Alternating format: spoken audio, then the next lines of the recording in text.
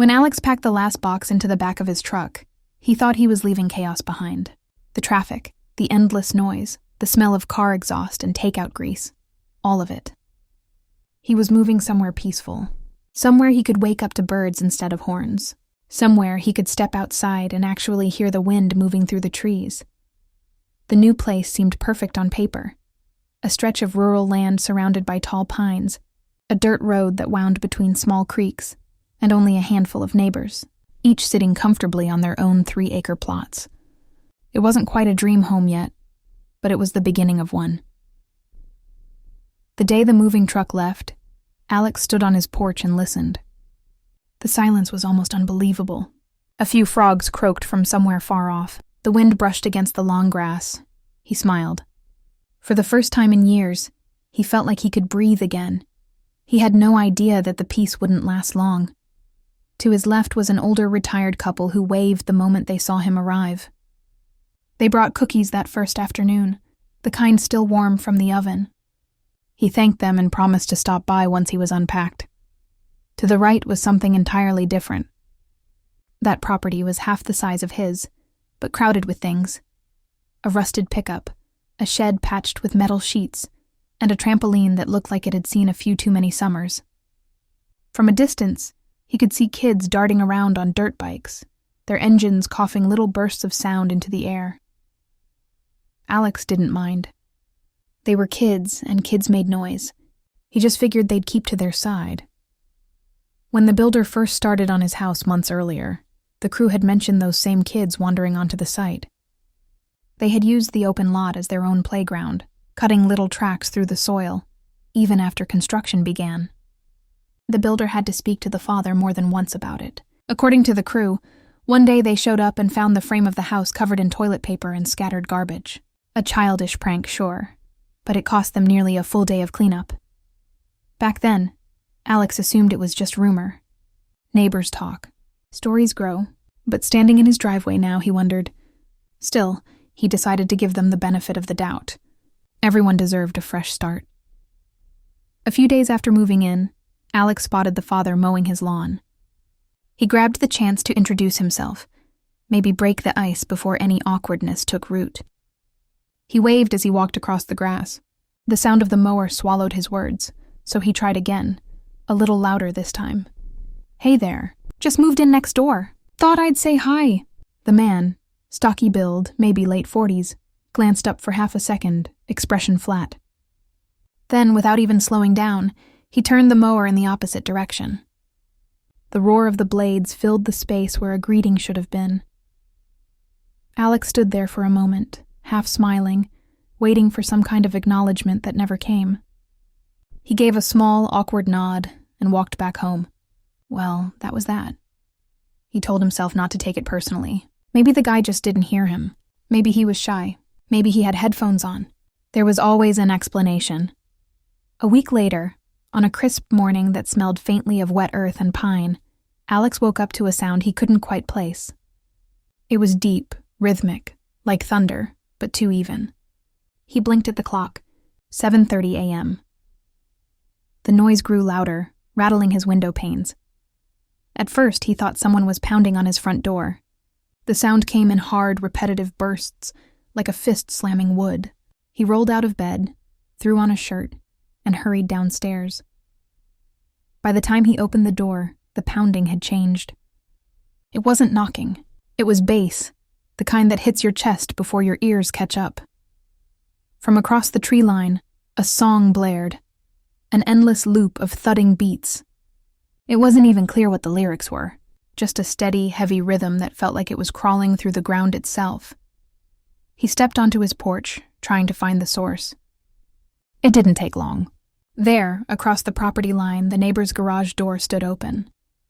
A car sat in the driveway, doors wide, speakers shaking. The same father who'd ignored him before stood beside it, nodding to the music like he was the only person in 100 miles. Alex rubbed his eyes. Surely this was temporary. Maybe the man was cleaning out the car or something, but after 10 minutes, then 20, the bass only grew louder. He could feel it in his chest even from his kitchen. At first, Alex tried to ignore it. He made coffee, turned on his own music, something soft, acoustic, but the deep thudding overpowered everything. He closed his windows. No difference. By the time he finished his cup, his patience had worn thin. He wasn't a confrontational person. But he wasn't about to spend his mornings vibrating from someone else's music either, so he decided to be polite, calm, reasonable. He walked down his driveway and crossed to the edge of their shared boundary. The grass was still wet with dew. The noise grew clearer with every step, until it was almost unbearable. The neighbors' kids were sitting near the garage, laughing, pointing at something on their phones. The father looked up only when Alex reached the end of his drive. Alex gave a friendly wave. "Hey!" he called over the noise. "Any chance you could turn that down a little?" No response. He tried again, louder. "It's kind of early." Still nothing. The man turned away, took a sip from his coffee mug, and kept nodding to the beat. Alex waited another few seconds, hoping maybe he'd misread the moment. But it was obvious. The neighbor wasn't ignoring him by accident. By the time Alex walked back to his house, his ears were ringing. His hands were clenched tighter than he realized. He wasn't angry, not yet, just disappointed. He thought about calling the sheriff's department, but this was the country. Noise complaints weren't exactly high on the priority list, especially during daylight hours. He sat at his kitchen table, staring out the window at the distant movement of his neighbor's figure. The beat continued, vibrating faintly through the glass. Then slowly, an idea formed. A small, petty, perfect idea. If his neighbor didn't believe in quiet mornings, maybe he'd appreciate a taste of his own medicine. Alex owned a truck, an old but dependable one. And a few years back, he'd upgraded the sound system for long road trips. Dual subwoofers, crystal clear mid-range, the whole setup. It wasn't something he usually showed off. But now, he started the engine and pulled the truck around, close to the thin line of trees that marked the property border. He positioned it so the tailgate faced the neighbor's house directly. Then he scrolled through his playlists. If the man wanted to make the neighborhood vibrate, fine. Alex could match that energy. And then some. He paused for a moment, smirking at the thought. There was something oddly satisfying about it. His finger stopped on a song that was the exact opposite of his neighbor's cheerful beats, fast, heavy, and unmistakable. He hit play. The first notes roared through the air like a storm. A wall of guitars, rapid drums, and raw energy burst from the speakers. The kind of music that couldn't be ignored even across acres of land. He turned the volume up, then a little more, until the entire field seemed to vibrate. For 15 minutes, the air between their properties became a battle of sound. The neighbor's music sputtered, paused, then stopped altogether. Alex kept his going for a little longer, just enough to make a point. Then he turned it off. The silence that followed was perfect. Not just quiet, earned quiet. He leaned back in his seat, smiled, and for the first time that morning, felt at peace. For the rest of the day, the neighbor's house stayed quiet. No more music, no more thudding bass lines. Alex didn't celebrate, but he did make himself another coffee, sat on his porch, and let the calm roll back over the land. Maybe they'd gotten the message. Maybe, just maybe, respect didn't always need words. Sometimes it just needed volume. The next morning, Alex woke up to the sound of birds again. Not bass. He smiled before he even opened his eyes. For the first time since moving in, he felt like the house and land were truly his. The air smelled like dew and fresh soil, and sunlight filtered softly through the blinds. He stretched, wandered into the kitchen, and poured a cup of coffee. Everything felt calm, peaceful, and finally worth the trouble of moving out here. He walked out to the porch, leaned against the railing, and watched the breeze move across the grass. Even from this distance, he could see his neighbor's yard. The car that had blasted music yesterday was still there, but the garage door was closed, and everything was quiet. Alex chuckled to himself. Maybe that little exchange had been enough to remind them that volume worked both ways. He spent the morning unpacking a few boxes and setting up his small home office. When you work remotely, peace and quiet aren't just luxuries, they're oxygen. For once, he could focus without the hum of city traffic, or the muffled shouts of people on the street. By noon, he was actually relaxed. The sun was warm. His new desk faced a big window, and the only sounds were crickets and the occasional breeze. Then, from somewhere in the distance, came a familiar thump. At first, it was faint. Then a second beat joined, and another. His smile faded. The bass returned, not quite as loud as before, but loud enough to travel across the acres of open land and bounce right through his walls. Alex set his coffee down and exhaled slowly. "All right," he murmured to himself. Round 2. He waited a few minutes, hoping it would stop on its own. It didn't. Instead, it grew louder. The song looped. That same rhythm, repetitive and sharp, like a hammer driving nails into his patience. Alex stared out the window at the invisible source of noise, the faint pulse of sound riding across the field. He felt that same old irritation building in his chest. "Okay," he muttered. "So we're doing this again." He went about his day, trying to focus on work, but the beat didn't fade. By the afternoon, it was constant. Sometimes the volume dipped for a few minutes, only to surge again. The pattern made it impossible to concentrate. Every time he thought it was finally over, the music came roaring back like a reminder. We're still here. And we don't care. He stepped outside a few times, just to see if maybe the father or the kids would notice him standing there. They didn't. He wasn't sure if they were doing it to annoy him, or if they were just that oblivious. Either way, it was working. Around 3, the sound finally stopped. He walked out to his fence line, hoping to catch sight of the man. No one was outside. The garage was shut tight. "Guess we're back to pretending I don't exist," Alex muttered. Still, he couldn't help but feel a tiny spark of satisfaction knowing he had gotten through once before.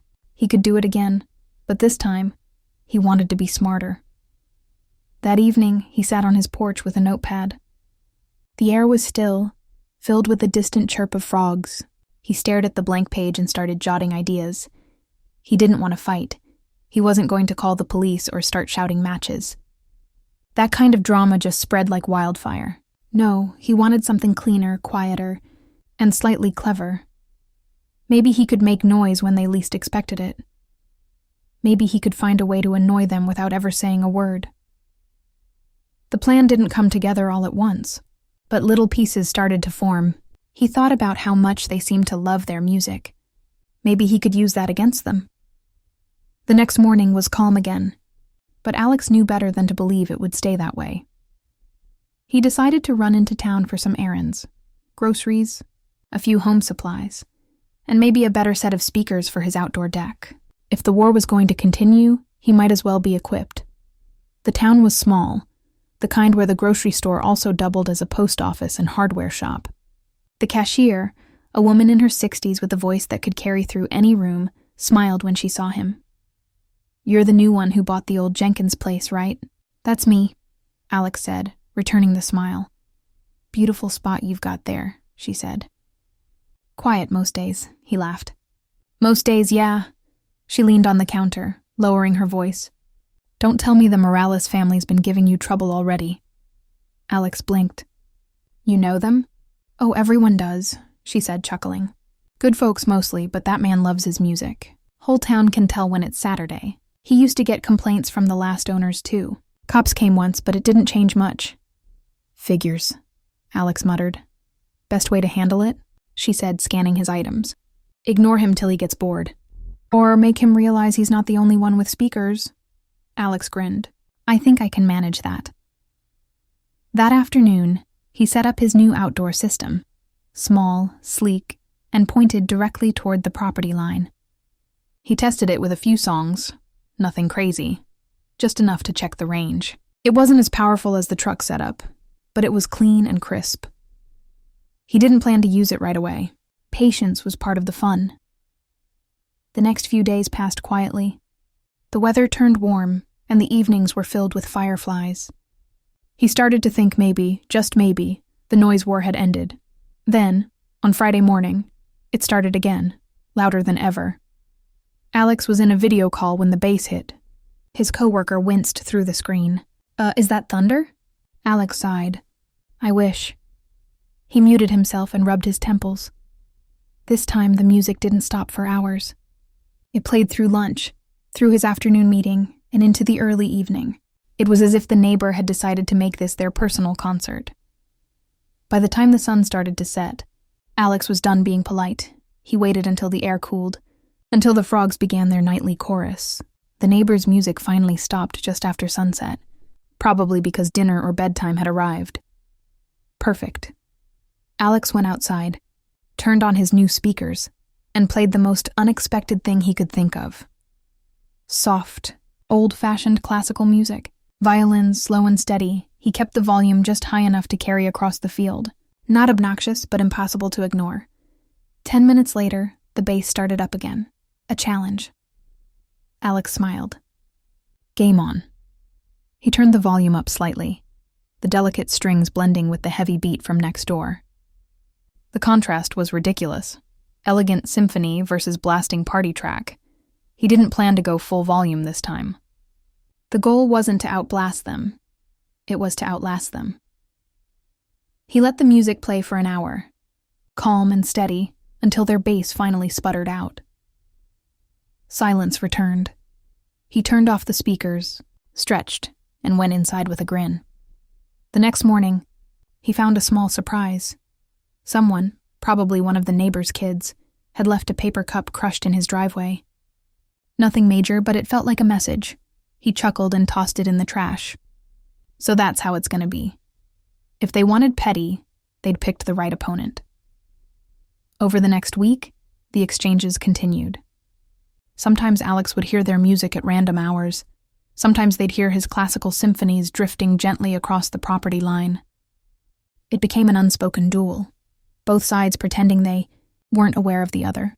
He started, naming the days by the playlist battles. Tuesday was Beethoven, bass line. Thursday was Mozart versus Morning. Rap, it was ridiculous. But it made him laugh. The funniest part? The more he treated it like a game, the less it bothered him. He'd sip his coffee and smile when their music started, already thinking of what to play in response, and soon, something strange happened. The volume from next door began to drop. The songs were still there, but quieter, shorter. By the following weekend, they were barely noticeable. One evening, Alex was sitting outside watching the sunset when he noticed the father walking near the edge of his yard. For the first time since moving in, their eyes met without hostility. The man gave a quick, reluctant nod. Not exactly friendly, but not dismissive either. Alex nodded back. That was it. No words, no apologies, no confrontation. Just a quiet acknowledgement that maybe they'd reached some kind of truce. He didn't expect to become friends with them. But maybe, finally, they understood each other. That night, the air was still. The frogs sang, the stars came out, and there wasn't a single beat of bass anywhere in the distance. Alex leaned back in his chair and smiled. For once, the quiet wasn't just silence. It was respect. Or at least, that's what he thought. Because the next morning, at exactly 7:30, a new sound began. Not music this time, but something even worse. It was the grinding roar of a dirt bike engine. By the time the weekend rolled around, he had almost forgotten about the incident. The days were quiet, peaceful even. He worked in his garden, finished painting the shed, and even started planning a small barbecue to celebrate finishing the move. But just when he thought the drama had ended, the neighbor had other plans. It started Saturday morning, a little after 8. He was sitting on the porch, coffee in hand, watching the morning mist lift off the grass. Birds chirped somewhere near the trees, and the air smelled like rain. Then, boom, boom, boom, a familiar bass line shattered the peace. It wasn't as loud as before, but it was deliberate. The neighbor knew exactly what he was doing. The man sighed. He could feel his heart beating faster, but instead of anger, he felt something different. Amusement. It was ridiculous at this point, a grown man having a sound war over nothing. He picked up his phone and recorded the noise for a few seconds.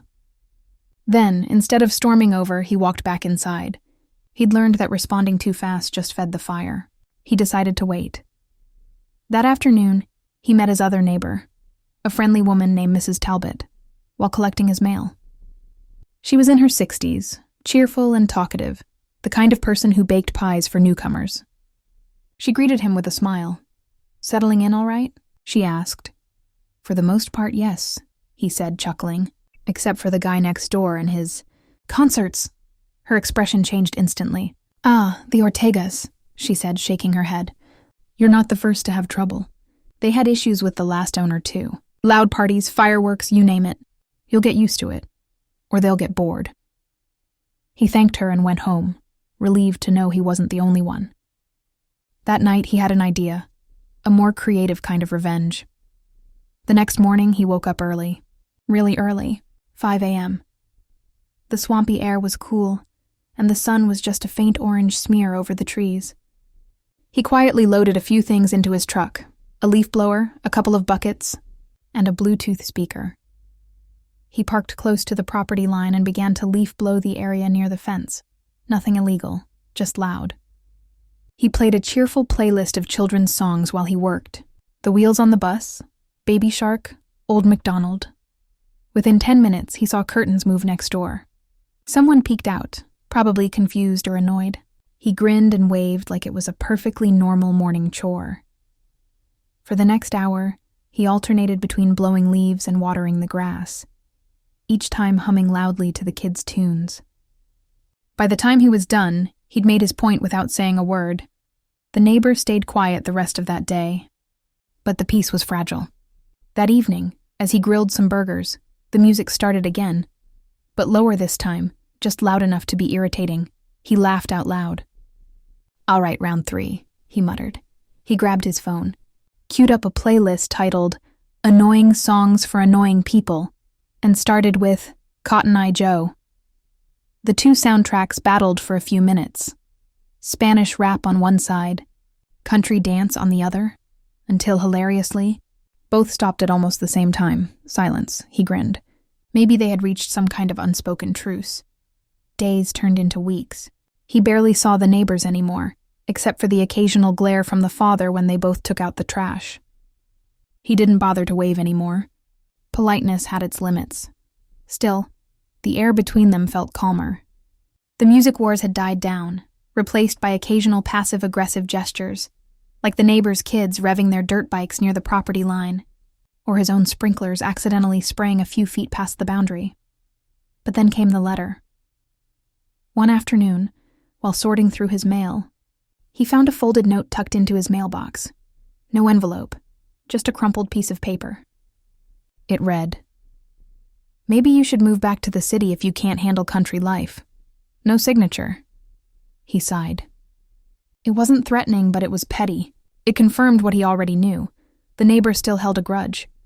Instead of reacting, he put the note on the fridge like a trophy. He even drew a little smiley face next to it with a marker. Later that week, something unexpected happened. A new pickup truck pulled into the Ortega driveway, bright red, spotless, clearly just bought. The father stood outside admiring it like a proud kid. That evening, as he sat on his porch, he noticed the man washing the truck meticulously, scrubbing every inch with a sponge. A mischievous thought crossed his mind. He remembered the dirt trails the Ortega kids had carved through his property, the ones that still cut through the edge of his land. Those trails ended right near the ditch that often filled with water after rain. The next morning, he placed 2 large signs at the edge of his property. Private property. Trespassers will be reported. No vehicles beyond this point. Also laid down a few thick branches and piles of leaves near the ditch, just enough to block the path. That same afternoon, he heard the distant revving of engines.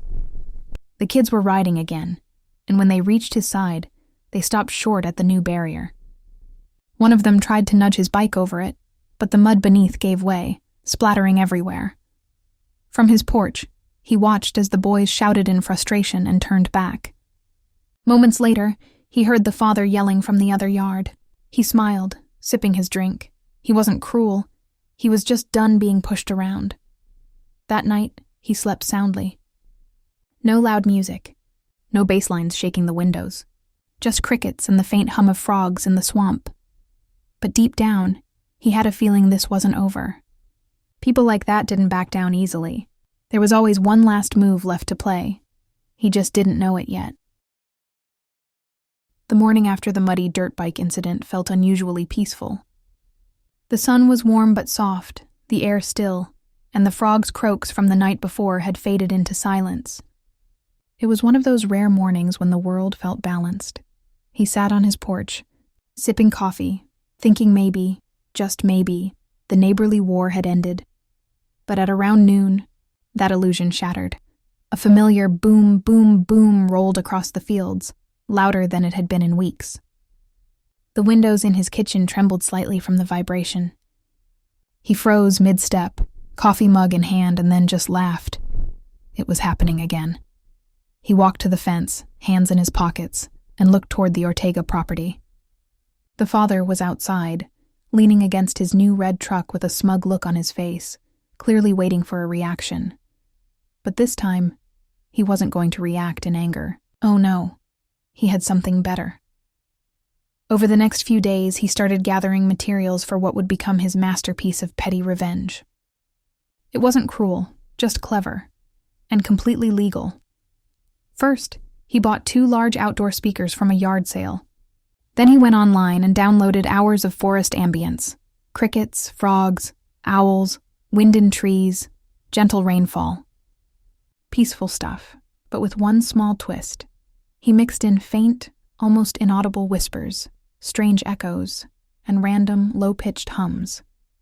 It sounded natural, but also just unsettling enough to make someone question their sanity if they heard it at night. He placed the speakers on motion sensors, pointing them toward the trees that separated his property from the Ortegas. Then he waited. The first night, nothing happened. The Ortegas had their porch lights on, the house glowing bright against the dark sky. But around midnight, one of the sensors triggered.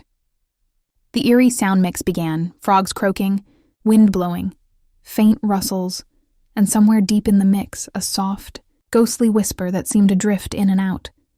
From his bedroom window, he saw lights flick on in the Ortega house. A door opened. Someone stepped outside, flashlight beam cutting through the darkness. They looked around for a few minutes, then went back inside. He smiled. Round 1, successful. The next night, it happened again. This time the father came out in his robe, shining the light into the trees, muttering something under his breath. The whispering track played again, soft and eerie. He imagined what it must have sounded like from their side. The occasional whoosh, then a distant whisper that might have said, "Go home," followed by silence. The father stood still for a long time, then stomped back inside. He didn't play the sound every night, just often enough that it became unpredictable. 3 nights in a row, then nothing for a week, then 2 more. It kept them guessing. A couple of weeks later, he saw the father speaking with a local pest control van parked out front. Then a tree service. Then, hilariously, a paranormal investigator. The investigator walked around with some kind of small device, scanning the air, looking entirely serious. He watched all this from his living room window, barely holding in his laughter. He wasn't trying to ruin anyone's life. He just wanted quiet, and admittedly, a little payback. And it worked. The loud music stopped, entirely. No more bass lines, no more pounding beats at dawn. Even the dirt bikes were quieter now. Weeks passed without any noise. The peace was almost surreal. One afternoon he saw the father again. No longer glaring, just silent. They didn't wave or speak, but the tension had evaporated. Maybe the man finally realized it wasn't worth it. Or maybe the mysterious swamp whispers had convinced him the land was haunted. Either way, it was over. As autumn rolled in, the air cooled, and the trees began to turn amber and gold. The man spent his days fixing up small projects, walking the trails and sitting outside with his dog, enjoying the quiet. Sometimes he'd think back to those early days, moving in, trying to be friendly, getting ignored, the petty little sound wars, and he'd laugh. It was absurd, really, but it had taught him something. Peace often doesn't come from confrontation. Sometimes it comes from outsmarting the noise. He took down the speakers eventually. He didn't need them anymore. The silence was natural now, not forced. A few months later, during a mild winter afternoon, he was out by the fence line repairing a post when he noticed someone walking over. It was the Ortega father. He braced himself, expecting another passive-aggressive remark, but instead, the man simply nodded. "Morning," he said. "Morning," he replied, cautious but polite. The neighbor glanced toward the swampy woods, then back at him. "You ever hear strange noises out here at night?" He almost laughed. Almost. But instead, he kept his face straight. "Yeah," he said. "The swamp's full of weird sounds. Takes some getting used to." The man nodded slowly. "Guess so." And that was that. Months passed peacefully. The neighbors were quiet, respectful, and rarely seen. He grew to love the sound of nothing, the chirping insects, the rustling leaves, the soft hum of crickets replacing what once was bass-heavy chaos. Sometimes he'd think about moving again someday. But not yet. He'd earned this silence. One quiet evening, as the sun dipped behind the trees and the swamp glowed with golden light, he leaned back in his chair on the porch, a small smile on his face. The faint sound of frogs echoed in the distance. No music. No yelling. No engines. Just peace. And a small, sweet taste of victory.